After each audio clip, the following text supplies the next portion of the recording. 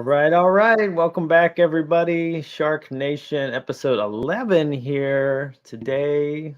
Jason and we've got Alexsis Mcghee with us here. How are you doing today, Alexis? I am doing great. Thank you guys for having me. This is awesome. Yeah, So no, pumped to have you. this is All going we to be a hear good one. is Alexis is the queen. She's a rock star. So we love Cool. rock stars. Good stuff. So, as the description says, let's address what's there, right? You sold over 60 homes, 61, I think, in your first year in real estate. Is that right? Yes, sir. Yes, we did. That's unreal. That's unreal. There's so much to probably discuss because that's a lot that you probably have so much going through your head selling 60 houses.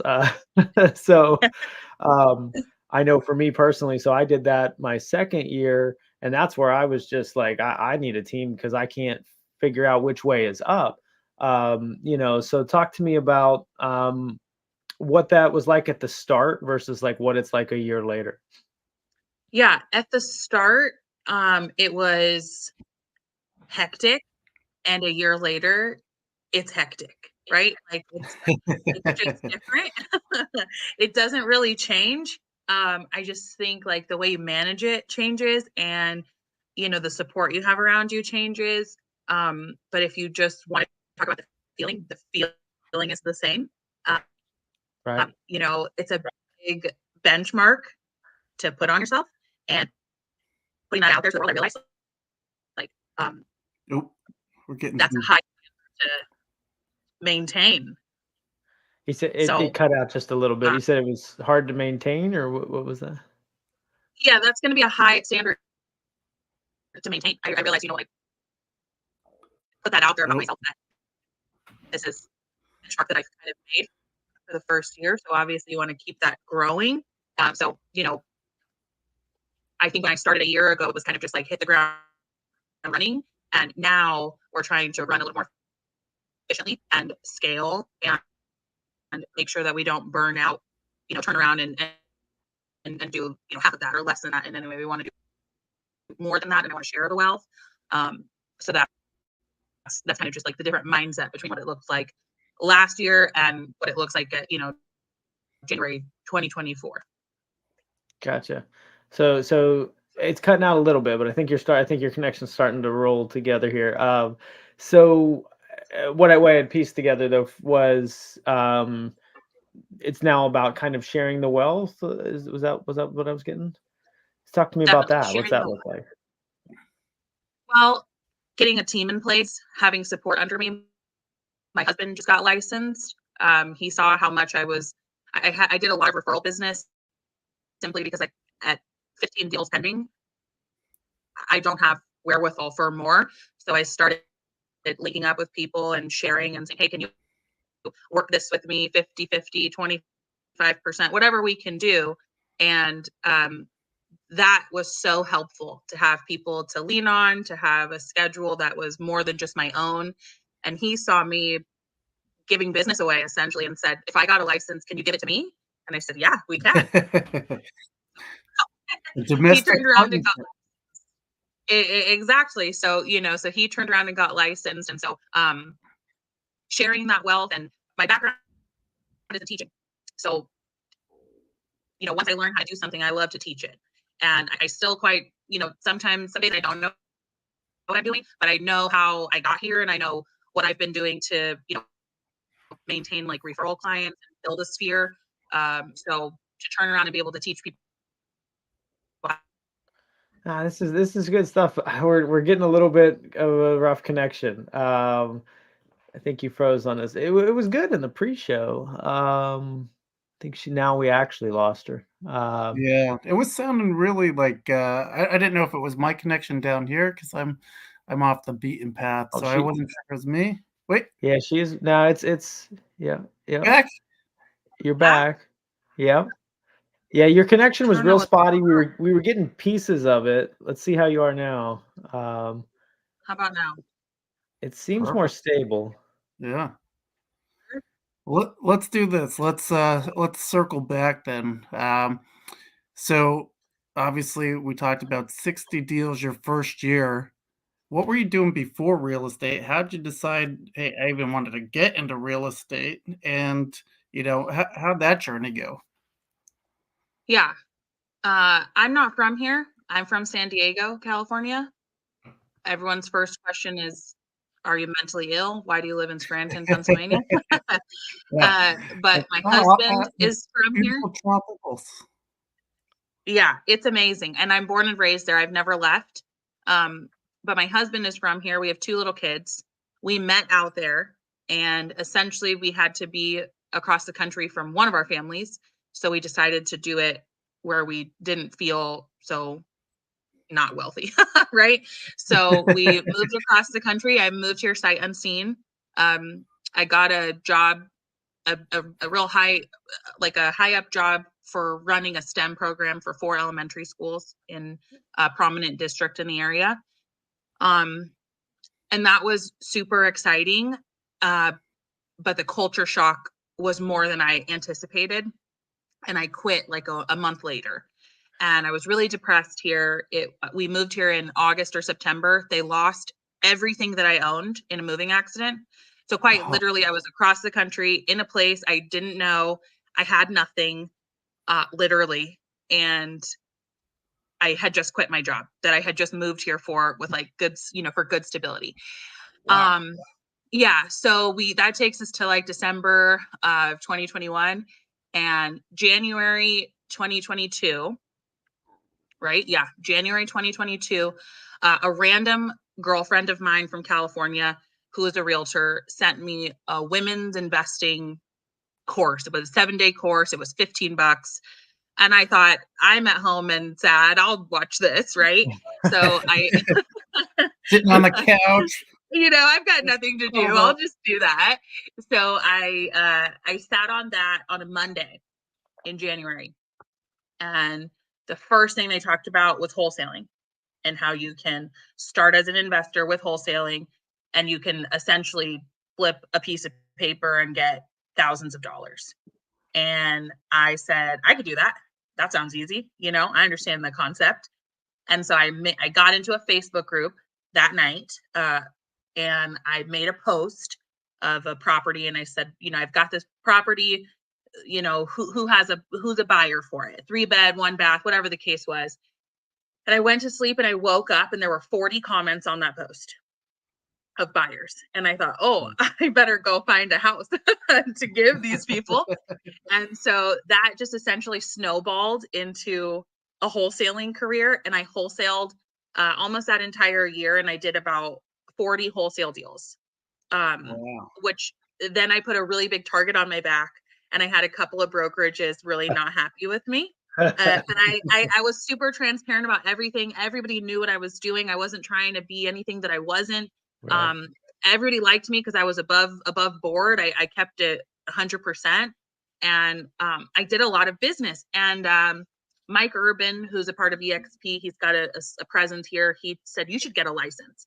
And I said, sure, I guess, no problem. And I went online. I did some classes in a month, and I took the tests, and I failed the state, and I passed the national, and I took the state again the next day, and I had a license. That's Nice. December 2023.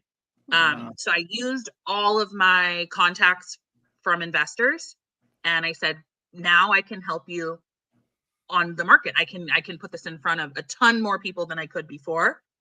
It was a little bit of a learning curve, wholesaling to actually having a license, but the principles still applied. My business work ethic, my communication skills, my systems, all of that still worked. So it took us a little bit to just kind of understand all the paperwork behind the licensing, but that was really strong for me because wholesaling was scratching the surface, and getting a license, like I really got to dig down and to see all of how this works, like legally on the back end, all the different creative ways that you can do it. And I just learned so much really quickly. And I was able to provide my clients with a much better service because essentially I knew more, right? So I hit the ground running, and I answered my phone as often as possible. Way more. Everyone says, how did you do it? I answered my phone That's a way big more one. often than anybody else, I think. Yeah, I That's a mean, big one. bunch of stuff is good to unpack there. Number one, I mean, like you said, cost of living from San Diego to Scranton, it's like for 200 grand in San Diego, you can't even get like a shack out in the backyard. Like for 200 grand in like Scranton, you could get like a mansion pretty much. You know what I mean? It's like night and day. And then, Yeah. like you said, I love the hustle, right? You know, you built up from scratch and, you know, you just problem solving all along the way, right? It was like, okay, I watched this course and now, okay, I have all these buyers. Now I got to get the house. So I got to figure out this problem. And then I want to hear how you found that first house. Like, how'd that all go? Like, you know, the whole wholesaling process. I mean, that's wild. Yeah, it is really crazy. I simply leveraged Facebook as much as humanly possible. So the same group that I said, "Hey, I've got a house. Who wants to buy it?" I went to start looking at who was selling houses. And the quick YouTube guru version of wholesaling is like find a house for sale by owner on Facebook, put it under contract, and sell it for a little bit more, right? Right. It's absolutely 100% not that simple, not even in the slightest version. But I found a guy who owned some properties, and he was trying to wholesale them. But he had the capital to actually purchase if he couldn't. So the first property that I found, he let me kind of work under his wing, if you will. I did the showings, I advertised it, I did some of the negotiation, but I wasn't involved in the paperwork process. I just kind of watched him do it. Mhm. And he paid me like $500, I think, once we got that under contract. It didn't go to anybody that I showed the house to. He found the person. He did it all himself. And I watched one, and that took 1 month from January, like end of January to beginning of March. It took one. The very first one that I did was actually against what all of wholesaling feels like and against what I would advise. I went and found one that was sitting on the market for a really long time. I talked to the agent and I said, I think I could get this, put in front of some buyers if you would let me. And the agent said, no, I won't let you do that. But if you could bring me someone who is interested, maybe we could work something out. And I sent it out to my buyers and I said, does anybody have interest? I went and saw it for them. I took some pictures for them, and I ran some numbers and I got some bids, and I kind of did all the legwork for them. And they ended up closing on that property. They used that realtor, so he got both sides of the commission.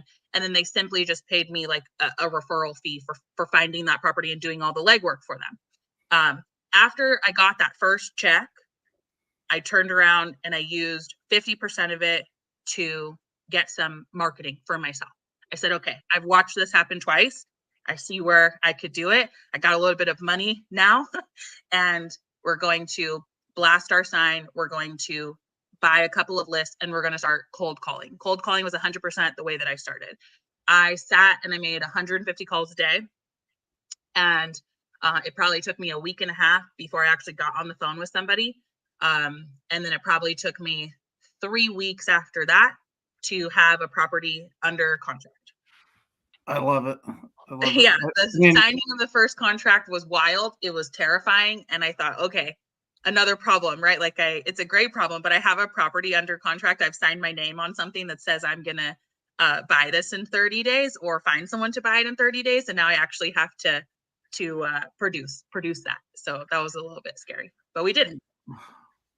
I Okay. think I'm in awe of the 150 calls a day. As a team leader, I'm just like, how do I get like 10 of you? Well, yeah, no, that's good, I think, because so making 150 calls. I like where you said you didn't really talk to anybody for a week and a half, and what was the 3-week mark was where it got real. We had really talked to somebody. I went and saw them, and honestly, I think I got a little bit lucky. They had already spoken with the wholesaler. They knew kind of the process. They just liked me better. I was a little bit more upfront about it, and so they signed with me. But the 3-week mark is when we had our first deal under contract from cold calling. What makes you push through? I mean, a lot of agents, they do that one day and they're done. What makes you push through a week and a half and then 3 weeks? I mean, yeah, what keeps you going to do that? I think the biggest driver for me at that time was a it's not a goal, it was I had given myself this much time to make it work. You Mm, know, it was either figure out how to generate enough income to survive off of this, make this a job, or find a job. You have my husband and I sat down together and we said, look, you know, I just quit. This is how much I was making. That income is now gone, and we have nothing. We had to put out a lot of our savings to just like buy basic. I like we literally had a 4-bedroom house with 2 kids and not one. We had 1 suitcase each when we got here, and we had no staff. So, you wow. know, the savings we had was like immediately used, which means it put a lot of pressure on me to keep my teaching job. But I was just so mentally and emotionally just kind of done at that point. He said, "Come home." After a month of wallowing, I thought I got to make something work. And when I got that first little bit of money, it just showed that you can do this, you can Mm, make money in this. So I said, mhm. all right, here's your time chunk. You got 6, it was February at that time. You got until July to make it happen, or you got to go back and say, yeah, I'll come back to the classroom in August, you know? So sure, were there a lot of no's on the phone for 3.5 weeks? 100%. But I had seen it. I'm watching other people do it. You get in some groups, you can see people are cashing checks on this consistently all the time. There's money to be made there. We just need to figure it out. I have a hard rule personally. You need to do something for a month to know if it really works. You need to do something for a month. You can't do it for a week or 2 weeks. You need to do it for a month consistently the same way before you have any kind of information. Yep. So, you know, for me, 150 calls a day was like, we got to do this for at least 30 days before we find out if this is right, wrong, or indifferent. And I think I proved it to myself in 3.5 weeks. Like, yeah, you're doing it right. This is it. There's something here. I don't know what it is yet, but there's something. 100%. Oh my gosh. I mean, Jason and I can't tell you enough how much we try to teach people that simple concept of, you know, you've got to commit to something, and you've got to give it enough time to see that if it's really working or not. You know, it sounds so simple, but I mean, you know, even though you understand that and you committed, it is hard when you're, I'm sure, right? Like a week and a half, 3 weeks. Like where did you have? I mean, it's simple. You commit, you set the plan. Did you have the day or two where you're like, "God, I just don't want to do this today, you know, the 150 calls." Like, what's that look like? Yes. And honestly, every day. Right? You sit down at the computer and you like hype yourself up in the shower, and you know, also you have to remember you've gone from having to be somewhere at 7 a.m. every, you know, Monday through Friday to you wake up and you start your day when you want to start your day. Very quickly, 150 calls between 6 and 8 is rough. Like, Yeah. no dinner's made, my family's crying for me, my kids aren't bathed, you know, it just was like, it was a lot. And so just like structuring a schedule in the first place, first thing, once I structured a schedule, right, then, you know, I have my like morning hype up and I get myself going, I get everybody out the door, and then I sit down where it's quiet and try to do my work. The sit down, you know, for a while I had no objections because I'm calling between 10 and 1 and everyone's at work and no one answers. So then I'm Ah, just leaving all these voicemails or I'm texting and there's nothing coming back. And I'm like, you know, no response is almost worse than a no. Like, at least I'm making a connection This and thing like on? someone's talking to me. Right.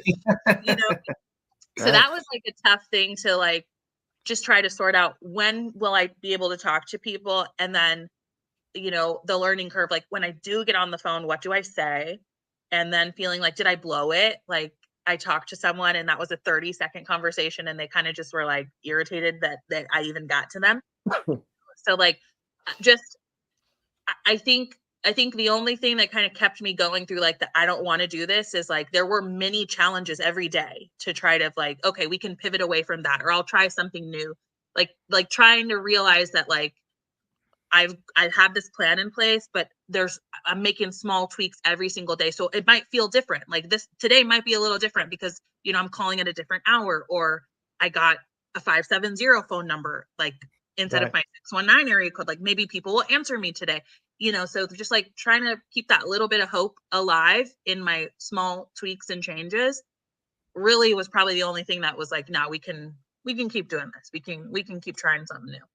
That's That's awesome. Yeah, Yeah. this is really good stuff. I like this because this is what it is. Like and it's not just even, to be honest, it's not just real estate. Actually, this is just principles kind of life, but in Perseverance. entrepreneurism and commitment and integrity. You said you did what you said you're going to do, but you look at that, and I think what's important what you said is about how you didn't want to, but you did, and you tweaked it every day because you were committing to mastering one thing. You weren't, you have, it's almost like you have squirrel mode within your niche. Like your niche in that instance is calling, but and you can have squirrel mode to try new things, but within that niche. Where a lot of people fail is, they'll try that strategy for a week and then another strategy and then another strategy, and they never master any of them, and then they think this doesn't work and they quit. um so that I love this. This is great stuff. But it starts to kind of work at 3 weeks. You said there's a little bit of luck involved. It's funny how luck comes to people who are doing the work, but um, Yeah. It's it it's magic, right? it is, huh? So it starts to work, but like, does your activities that the 150 calls, does that drop off? How does that look? Once it starts to work? Yes.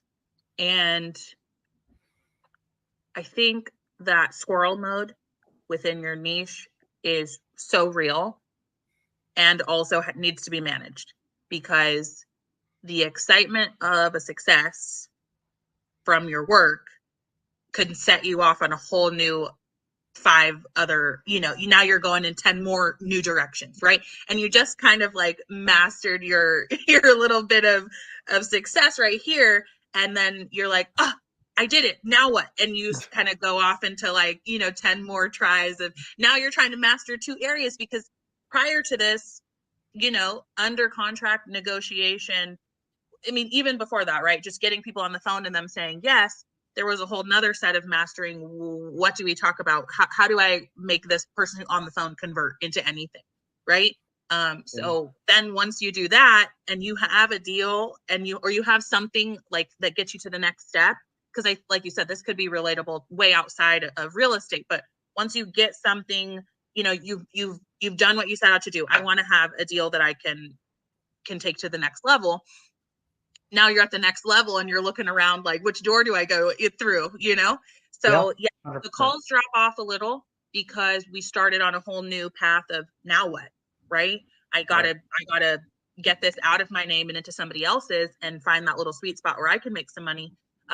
And that was a little bit of a learning curve as well. I think anyone in real estate knows a wholesaler deal gets a little bit more scrutinized than any other deal, because you assume they don't have a ton of knowledge. Um, and I didn't, right? And I was just honest about that. I said, here's something, here's what I think. What do you think? And instead of trying to push something on other people, I really kind of went for feedback for people who are doing this a lot longer than I am. Let me know, what does this look like? If this isn't what you're looking for, let me go back and see if I can make it work, or let me find something that does. Right. And when I came to large investors, I didn't know who I was talking to. I but I think they knew who they were talking to before I even knew me. And they saw somebody who was willing to do the work that they didn't want to do. And I basically got trained by some of these really big investors without even realizing it. They were telling me, actually, here's where your numbers are wrong. Here's where they need to be right. If you can make that work, I'll buy it from you. No big deal. No problem. Those words, I was like, oh, cheat sheet. Right. That's great, right? Like Yeah. someone just said, sure, if you go find this, I'll pay you. No problem. So then I went back and had to go find it. And all I had to do, that took negotiation, that took different work on my 150 phone calls, that took, where we were calling, who we were calling, what we were looking for. That all changed, right? After getting this feedback from people who were really buyers in the market. And so, everything drops off, but then it ramps right back up, right? Like that squirrel part of my niche was just activated again. It just keeps getting reinvigorated with every little bit of knowledge I'm kind of just like, latching onto. Yeah, I think the best part about this, and I don't want to I don't want to like skim over it, was you trial and error, right? Wasn't working, so tweak it a little bit, but don't not commit to the mission, right? So, what times did you find were ideal for cold calling? Maybe that'd be helpful for agents. And then, I think like how you touched on, hey, I didn't know, but I found somebody who did. They taught me because I was willing to learn, and then I went out there and I executed. I mean, that's so huge. Yeah. Cold calling times are afternoon, always. Afternoon, early weekend mornings, best results, no matter what. Um, like I call them medium holiday. It's like a holiday that a lot of people get off. It's not like National Pancake Day where, you have to be following a silly Facebook page to know it's a day. Like a medium holiday, like people get those days off, but they're not Christmas or Thanksgiving. Like they're not sitting with their family and like putting their phone away. Medium holidays, all day long, people would answer. 9 a.m. to 6 p.m. people would answer. I think those are people's off times to explore things they don't have time to explore Monday through Friday, 9 to 5. We are really a blue collar area. People work all day and they're exhausted from work, and then they get home with their kids just like I do. Now, can you catch them, or hey, can I pass the phone to my husband? Or hey, can you actually call? I'm off tomorrow. Can you call me then? But first connections, almost always like 4 to 6 p.m., Monday through Friday, Saturdays all day long, Sundays hit or miss. Those medium holidays, if you're willing to work when everyone else is taking a rest, I I can almost promise you will make connections. I don't know if they'll turn into deals, but you will talk. That's the time people are willing to answer their phone. 100%. Love it. Love it. Love it. So where did you see getting your real estate license? Did the same principles apply? What did you do there? Like what was the difference, on the startup and wholesaling versus the startup in real estate? Yes, is the short answer. You know, the same principles apply. Same principles apply. The, And I think the thing that I was not prepared for was the red tape that protects everybody. Wholesaling is like wild, wild west. Like, you're wheeling and dealing is what I would call it. I'm just out here doing stuff that's in a gray area, right? for And sure. Yeah. the nature of that business is grit, which leaves you open to a lot of risk. And when you step over to a license, you're held to a certain standard, right? You're held to certain laws. And while some people may find that intimidating, I found it really reassuring. It was like a weight lifted off my shoulders. Like, I don't have to go call my lawyer every single time I'm writing up a piece of paper or changing a line. There's just like something written for me, like, hey, here's what you do. Like, there's somebody I can call and say, hey, is this okay? Yes or no? There's no gray. Yes or no. It either is or it isn't. So was that a massive learning curve? 100%. However, it was something that I was able to rest into that allowed me to work even better because I didn't have to tiptoe. Like I could stomp. I know I know I'm in the right. I know I'm good. And so now your 60 deals, is that a lot? What percentage is investor base versus like a regular, residential sale? It's 72%, almost exactly. 70 72% investor. investor. She knows her numbers for sure.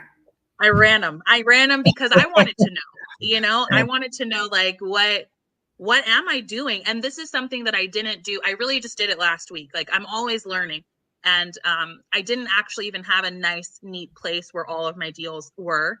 And I watched I was watching some influencer and they had a free watch the class and you got a free, whatever, right? And in that little free resource guide was like a beautiful deal spreadsheet that showed like you just plugged everything in and put some tags and it spit out beautiful numbers for you. I was like, oh, this is incredible. So, you know, big ups to them. That's the only reason I know those numbers, but I thought, wow, that's important to know because if I ran those numbers and it was the other way around, that's not my niche. I'm way outside of my niche. Now I'm with, first time home buyers or something. But I was very true to my sphere because I'm not from here. So my sphere was built around investors.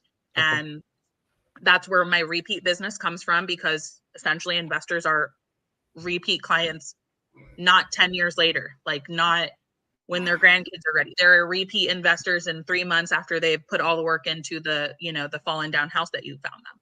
You Yeah. know your ideal client, you're focused on your target. I mean, it's wow, wow. I mean, you're executing the principles across the board, not just, oh, I'm doing the work, like no, knowing your numbers. Ah, man, this is good stuff. This is it right here. Go ahead, Jason. I Well, saw you I'd say let's unpack this, because had.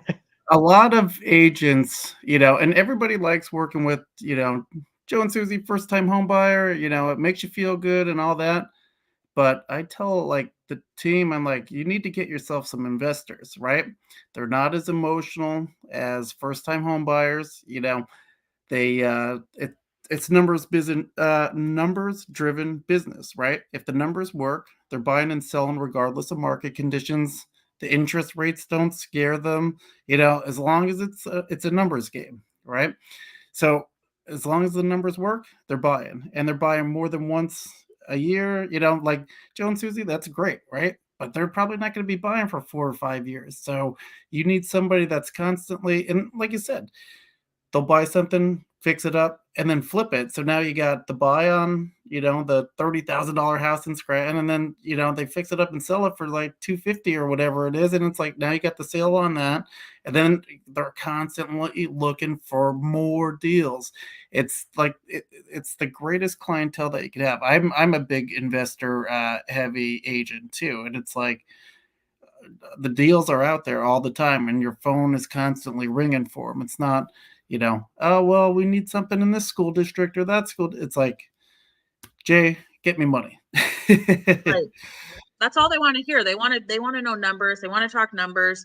And they're most often, like the guys we're describing, and women, excuse me, the people we're describing are people who do this all the time. And some of them do other things. They are happy to pay you to do what they don't want to do. That's all that I found. They are happy to pay you to be scoping, scrubbing, running numbers before you send it to them. Like those are what my people liked about me, is that I have subscriptions like every one of my clients for different things. Duplexes under 180, 4 families under 250. Like I have those on mine, so they get sent to my email too. I'm seeing it at the same time that they're seeing it. Often I get a call and I say, I was just looking at this for you. What do you think? Here's the problem I saw. They tell me about the utilities. What's split? What's not? Tell me about, are they month to month? Yearly leases? What do we like? When I go and I am just like constantly consuming that information for them, when I can rapid fire, they can call me and say, hey, did you see those 2 new ones? I say, yeah, here's my problem with this one. Here's why I think this one is good. I've already gotten 3 calls about it. What do you think? That's what they like. They don't want to do that. They don't want 1,000 emails from Zillow. They want me. They want one text from me with 5 properties that might work that are new this week. That's what they want. And if you provide it, like you said, they'll call you a million times. They're Mhm. I believe, I feel my experience has been my investors are probably twice as loyal as my first time home buyers, because there was no emotion except efficiency. They were like, yes, you make me money. They're investing in me. I spend a little bit of money. This generates me a lot more. And I know the number. I'm running the numbers from, I know how much they're making. And I know how much I'm making. And it's okay, because they're going to do that. They've got the capital and the resources to do that 3 or 4 times a year. And if you take what I make on the one, or like you said, maybe the 3, 4, 5, maybe both sides, if I've got buyers ready, it shakes out to be worth it for me. And it's definitely worth it for them. I love it. So, so what do you tell, maybe there's a new agent out there that doesn't know the numbers and doesn't feel comfortable, with the investing side of it. What advice do you have for them to kind of, where do they need to start? Where could they go? What kind of resources could they look at to kind of, you know, like you said, you learned it all and you kind of learned it on the fly, and then you got mentors that taught you exactly what you're looking for. We're somewhere for somebody new that it's like, I'm pretty much, first time home buyer heavy. How do I get some investors? How do I get comfortable in that niche? What advice would you give to them? I think I'm going to say the cliche, which is like YouTube University, with a caveat that there's so much free information. It's really overwhelming. And I won't say every because I don't like absolutes, but so much of that free information is breadcrumbed to buying a course or a ebook or a mentorship. And those things you can buy range from $7, $9, $14 to $10,000 for a year-long mentorship that is like they're promising you the stars and the moon. And I think the best advice that I have is to just go with your gut and go with your strengths. I was a teacher. I know how to find credible information and read up on it and then go check the .gov websites that back it up. You are working in an industry where a lot of this stuff that is governed by laws. So whatever a lot of what people say, you can just go Google, is that legal? Is that real? Is that true? You know, can you buy a house and live in it for 2 years and then turn around and use it as an investment property and go get another FHA home with only 3? Like, is that legal? Can you do that? That's a quick Google search to see, what are the rules around that. I think so play to your strengths. If it is hard for you to filter through credible information, then yeah, maybe seek out a mentor that you pay a little bit of money. It's an investment in yourself for them to teach you. Also, I believe, and Jason, you're an investor. I feel like people that do this and are passionate about it will give you the info for free. They would love to teach someone. And probably when I teach people, it's with the hopes that you stick around and you do it for me and you help me. Right. So I'm going to get a little bit of free help. I get a little bit of like couple of months where I have an assistant because they just want to know what I know. And I'll tell you, if you can like go on a couple of showings or drive an hour to like the house with no steps that I don't want to see, but I need pictures of it. If you want to go do that for me, we could sit down, have a couple of meetings, and I'll show you how to run some numbers. That's how I did it. Anyone who had time for me, I met with them for free. And then the things that I couldn't find for free or I was really confused about, I went ahead and I paid a little bit of money here or there for some mentorships or some training to help me kind of, really understand the bigger pictures, like financing or some of those caveats. Construction, that's like a big one people get hung up on, is how do I bid? Go talk to our roofer. You may have to pay them for their time, but take them with you to go see the house and have them point out what they're looking at. Yeah, I Oh, so think, much. Yeah. yeah, so much good stuff there. I was a big fan of, and still am, of Bigger Pockets. They have a lot of free resources for, if anybody's just looking to learn about investing in real estate, or, they have all kinds of financial calculators if you want to kind of learn the numbers. I think they have a wholesale calculator, fix and flip calculator, buy and hold calculators. They have everything there. So definitely a good resource if you want to check in more into that. But like I said, you're a teacher, right? And then when you're practicing it and then you teach it, you learn it more yourself too. So it's like, okay, and then now you feel more comfortable. So I do the same thing that you do on that. Wow, we're really hitting it hard with the at the 40-minute mark, but I definitely want to keep on talking about your journey. I mean, we're partnering up with Chrissy and some other folks. We're going to be, running an investor meetup locally in Scranton. Do you want to unveil for the audience what we're going to be doing together? Yeah, we are starting a branch of the Cash Flow Breakfast Club. It is a big thing on Bigger Pockets, and I'm still even learning about it and diving into it, and we're really excited to just bring a really action-taking group to the area for people who are looking to invest in the next 12 months. If you have zero experience, but you would like to get into investing in some way, and you're serious about it, like soon, like this year, you would like to jump in and be an investor, it's not that far off. It's very attainable. You just need some resources and some guidance, and Cashflow Breakfast Club is there to provide it. I'm really excited about it. I wish it was here when I had started, because I went to all the meetups. All of the meetups were like high school lunch for me. It was very like, I don't know any. I'm a female. I am a minority female. I sound different than everybody that lives here. I don't know the slang because my slang is very surfer SoCal, and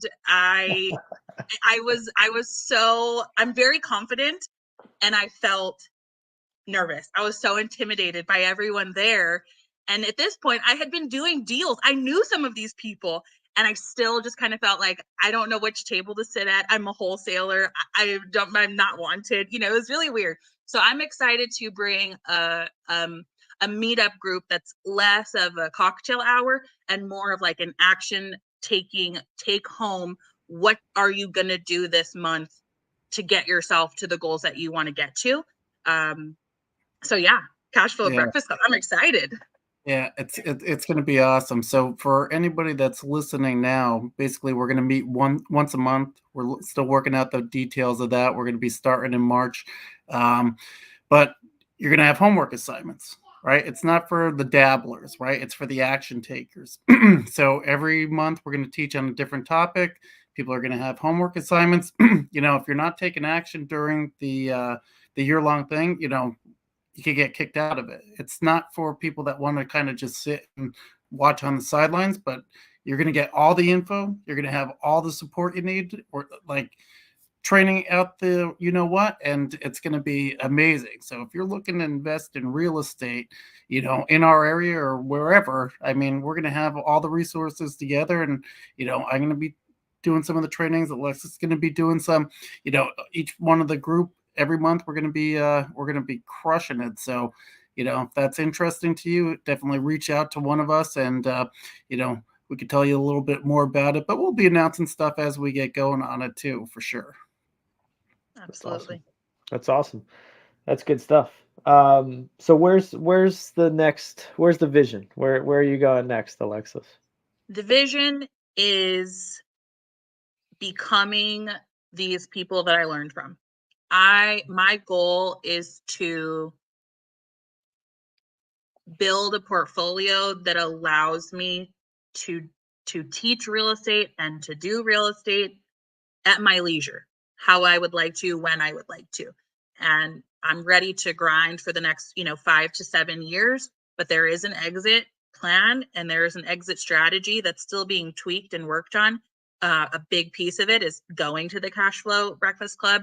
I was involved in a couple of flips last year with some other investors, but nothing had my name on it. So, while I have done some investments, for me, I'm still counting it as zero. I want to have properties with my name on them. When you look them up on the deed recorder, it's me. So that's the plan and that's the goal, and to turn that around and provide generational wealth for my kids, and to really start to break away from the 9 to 5 or the 24-hour day that I currently have now as my own business owner. But the plan is to grow and scale, provide for other people and for my family as best I can. I would bet on you. Oh, You sky's have the the limit for Alexis, for sure. Yeah, I mean, you've got the principles, you've got the focus, you're clear. It's something that's yeah, it's a breath of fresh air from what I hear from a lot of it doesn't even matter if it's just relative to real estate. It's just in life, you see people that say things but don't often do them. A lot of them are just full of shit. And I've, of course, even myself, I've been full of shit at times in my life. But I've the world has smacked me back, and I realized that was a mistake, and you get back on track, and what all the stuff you're saying that's what got me to the good things in my life. So it's just so refreshing to hear those principles that are, I mean, you're just rocking them. So yeah, I would bet some big dollars on you if it was legal in the casino. Uh, that's good. It's good. And Let's I wrap think it one up other with thing I this. wanted to, Go ahead. what's that, Jason? Sorry. No, go ahead. I had one more question for her, but go ahead. Good. Yeah. So I just wanted to bring up a point, and then we'll go into your question. I think what you said about too, the information is out there, and it is free. A lot of it is breadcrumbs to more. I think like it's like a fine balance you have to have. I think we talked about this a couple weeks ago with Matt Durbin, or like early in the podcast. But it's like you have to absorb some of it, pay here and there, and when you're paying, I think you'll get a shortcut to it. Um, and accountability a little bit with it. It's sometimes the same information, but you're getting it more condensed, quicker, more one-on-one, and maybe some catching your blind spots because we don't know what we don't know. So, not all the time, but sometimes it's worth doing that. But you can go too far. You can just become obsessed with this person will do this for me. And I think, when you get out of owning your actions, that those things don't work. So like it's a fine balance you have to walk. I don't think there's a perfect way to say how to do that stuff, but I like what you said about all the information's out there. Be a student of it, grab it, pay a little bit with your gut feeling, like you said, where you need to. I mean, you summarized it good, but it's important. It's out there if you seek it. Right. So yeah, Jason, what was your question? I just wanted to note that. No, no, that's great. I was gonna say before we wrap up, I mean, I think she's being a little modest. I mean, she's a business owner, right? We didn't even touch on that. Um, New partnerships. You want to kind of just say some of the other side hustles? Yeah, I am also venturing into the title sector of business with Jason. He's kind of showing me. I'm honestly, it feels a little like I'm just riding coattails. I feel like he's kind of spearheaded and put this all together and dropped an offer on our plate. And I said, yeah, why not? That sounds good to me. I also own a daycare. I opened a daycare that I am in the process. No one knows this, but I'm in the process of actually getting it acquired by someone else. I opened it for the community and it's running beautifully. I just would like to step away from it, and they're going to scale that and take it where they want it to go. But yeah, I think diversifying is a beautiful part of what we get to do when you do real estate, and you can't be so focused on maybe what that you're not willing to look at trying something new and maybe failing or saying, that was awesome and I did that, but it's not the best thing for me. That's what I did with the daycare. I have a gift for starting things, and I know that. I've started businesses since I was 15 and exited several of them. So I'm doing that again. I didn't think that I would. I kind of thought I would grow it to be a massive thing. But I'm realizing right now my time in real estate is really kind of just taking off, and I need to be able to, do what I do inside of one business and not get all squirrely and scatterbrained just because it's available to me. So Yeah. I'm excited about title. I'm excited about the title company though, and being able to learn more about that process. I really just know the basics to get my clients through, but excited to learn a little bit more. Yeah, no, it's awesome. And like you said, starting and stopping businesses, there's so much that you learn. And then when you do sell, use that money to invest in real estate, right? That's where it all comes back to, baby. It does. It's the circle of real estate life for sure. Well, Yeah. I mean, I think if I was another, agent and I had to go up against you, I think I would be shaking in my boots. I mean, you are a killer. You are going to be, like you said. I always tell the team members, it's like, you're competing against 1,800 agents out there just with EXP. What's Right. separating yourself from those agents? And then, you know, you see a rock star like Alexis. It's like you have to compete against her. What? Why would somebody go with you over her? It's like, look at all the value that you're providing to your clients. Look at all the work that you put in and you're grinding and hustling to learn everything. So you are that top agent. I'm super, super, super impressed. I mean, awesome job. Thank you. Thank you guys. If anyone has to compete against me, I'm so friendly. I will be probably the easiest person to work with. That's my favorite compliment from other agents is I love working with you, whether it's good or bad. I've had deals fall apart and these people still call me. They still look at my bids and they're happy with me. I think this is a personable business. Yeah. Whether it goes right or wrong, you just have to be like, people have to like you. And if they Yep. don't, like, work on that, you know? For sure. Yeah. It's Well, and like I you always said say it's like, earlier, answer your phone. That's a big one. for sure. And it's like co-opetition, right? We're all competing, but it's also like, it's a small niche of agents that actually do a lot of the business. So you're going to be Right. working with the same people over and over again. Be nice. People want to So, work with people that are not friendly and, easy to work with. You don't want to make their lives, impossible. Then they're not going to want to work with you. So I also, I teach heavy on that.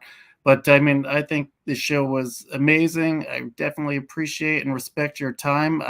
Chad, any last words?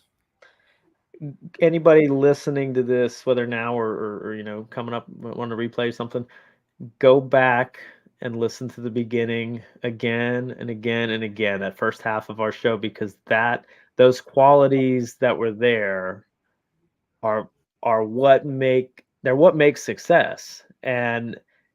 I just really, I can't stress enough how much I see the embodiment of those principles in you. Like that's why I've said I would take my money and bet on something. That's always my like indicator to people, like when we're doing deals or whatever with a buyer or seller. I'm always like, well, I'd bet on this solution, or like, so I'm putting my money there. So for what that's worth, go back, revisit, and listen to those principles, and truly ask yourself, do you commit for a month? Do you commit for 6 months? Do you taper off? Do you tweak? Do you try to master one thing and not try to spray into 5 others at once? Are you okay letting go of maybe even successful business so you can narrow your focus in on something?